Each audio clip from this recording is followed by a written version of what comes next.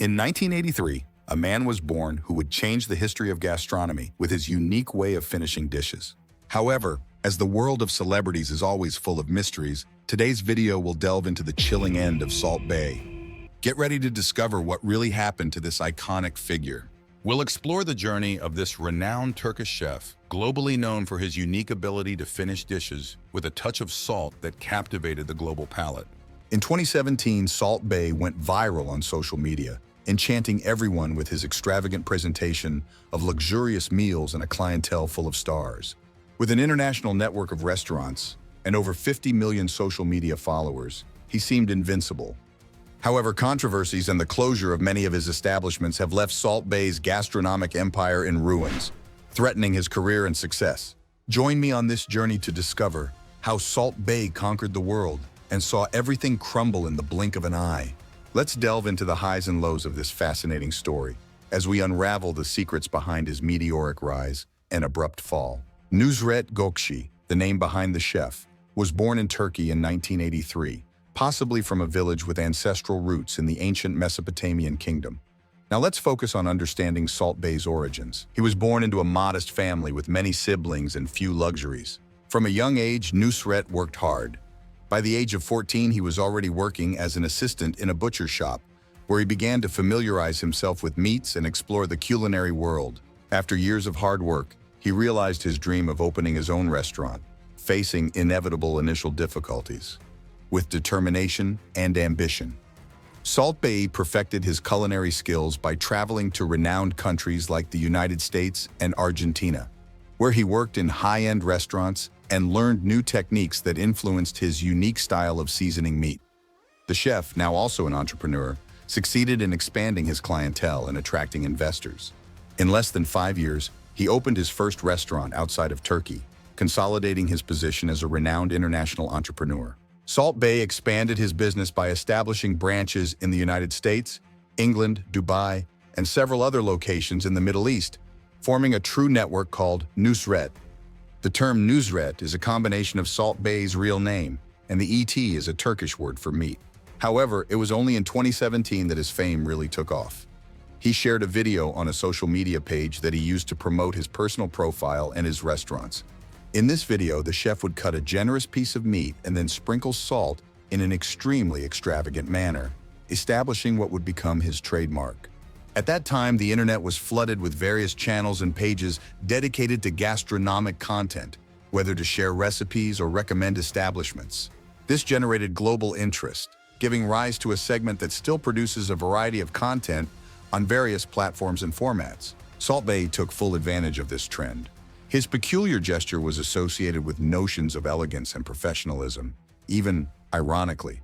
It seemed that those who replicated his gesture automatically conveyed an aura of skill and expertise. As the chef himself used to say, all publicity is good publicity, meaning this, the important thing is to be mentioned even in a negative way.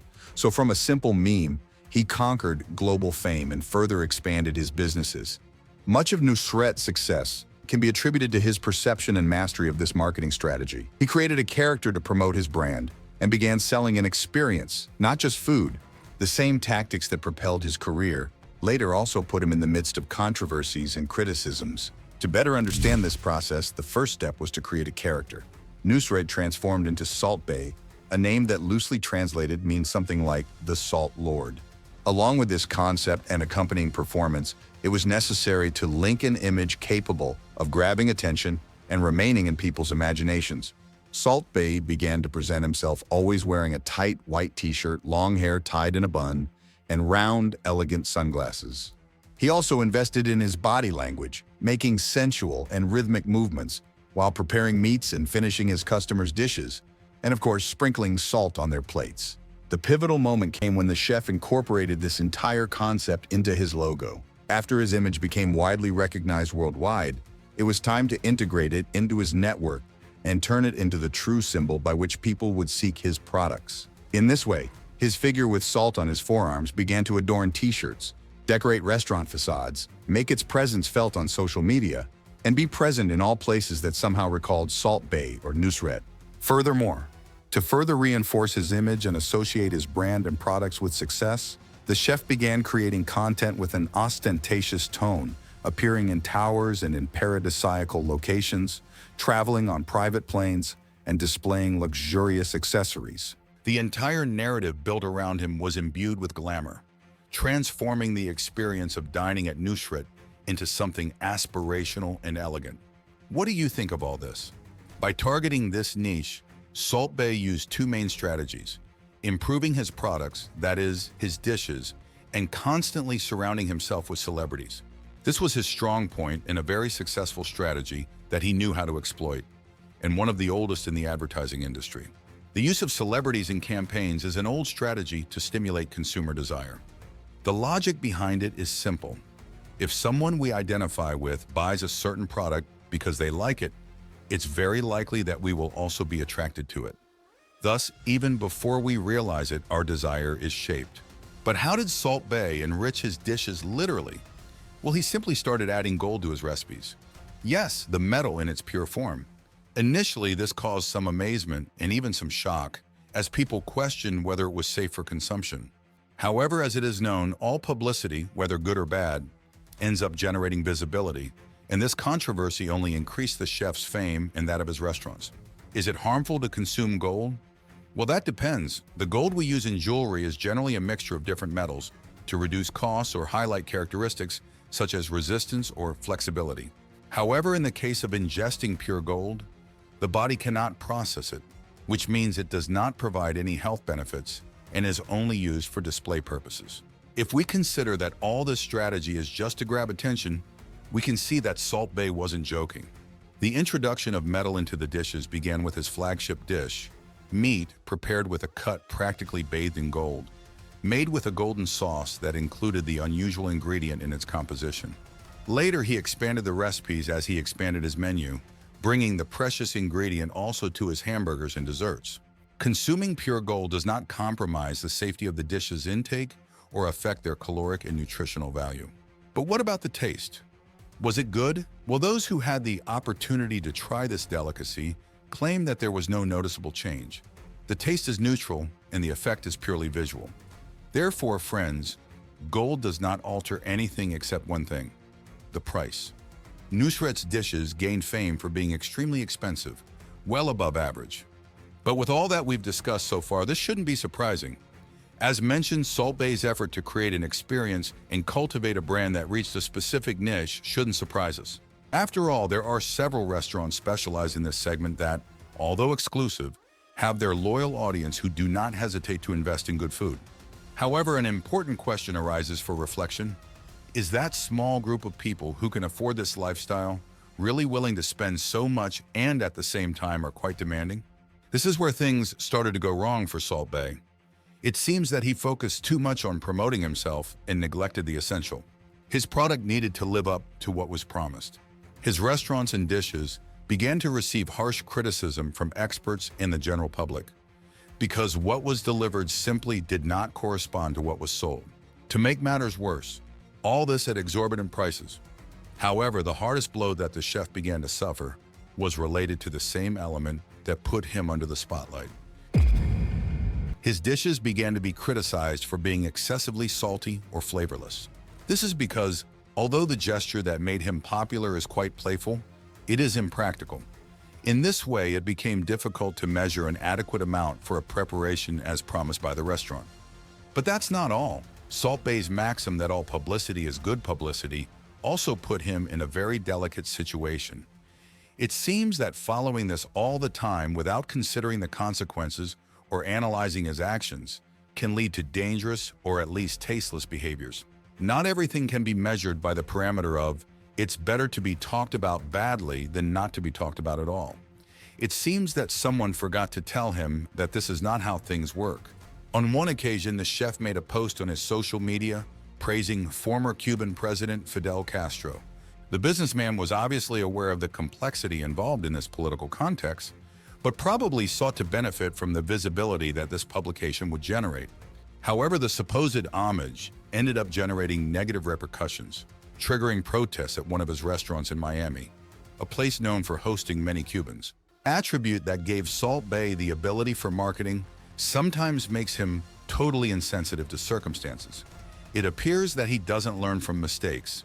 Even after the commotion caused by this questionable political association that forced him to delete the publication, the chef surfaced on his social media serving the Venezuelan politician Nicolás Maduro, surrounded by various international criticisms due to the country's current situation. This particular case had an even greater impact on his reputation. If before he was only accused of being inconsistent for not setting limits on ways to attract public attention, now his character was in question, and people began to associate him with extremist politicians. This type of publicity definitely won't benefit his brand. After this, various boycotts and demonstrations were carried out at his restaurants, shaking his operations. Over time, Salt Bae's persona, once seen as a symbol of rebellion, conquest, and magnetism, transformed into a representative of less laudable characteristics. The empire he had built on illusions disintegrated like a dream upon waking, revealing the harsh reality behind the facade. But the chef still had a card up his sleeve, a strategy that would put him back in the media spotlight. After months of controversies and declining popularity, Salt Bae saw the 2022 Qatar World Cup as an opportunity to revive his fame. Accustomed to the spotlight, he wanted to shine again, surrounded by celebrities and flaunting his extravagant personality. However, what was seen on the field after the final was a lamentable spectacle. Salt Bae invaded the field without authorization, bothering the players, including the star Leo Messi, who showed irritation with the chef. His insistence on taking photos with the players and drawing attention to himself demonstrated a lack of respect for the event's rules, generating indignation. The media did not spare criticism of Salt Bae's behavior, calling it rude and disrespectful to the sport. The football community was also disappointed with the chef's attitude. As a consequence of all this, Salt Bae was banned from the next World Cup, which was the final straw on his downfall. This decision taken by the authorities responsible for the event not only confirmed the consequences of his attitude, but also sealed his fate as a despised figure with no respect. What could have been an opportunity for redemption turned into another dark chapter in the chef's trajectory, in his sad ending, consolidating his retreat from the spotlight and his irreversible decline. All these things have damaged Salt Bae's reputation, perhaps in a way that he himself cannot repair. Complaints about the food in the restaurants increased considerably. Not even his charm and style can hide the poor quality and bad service. There are reports from employees about the working conditions imposed by the boss, including withholding part of the customers' tips. And to make matters worse, the restaurants in New York and London were considered the worst in the city and have already closed their doors. Many other branches also failed to survive and have closed as well. These events not only harmed Salt Bae's reputation, but also highlighted structural problems in its operations. The growing criticism of the quality of the dishes and the working environment reveal poor management and questionable practices. The tipping episode reflects a worrying corporate culture where employees are exploited and undervalued. The closure of units in important urban centers like New York and London indicates not only local failures, but a broader crisis in Salt Bae's business model. Although not yet considered bankrupt, Salt Bae faces significant challenges to reverse this situation. While its presence on social media may convey a sense of normalcy, the reality behind the scenes seems to be very different.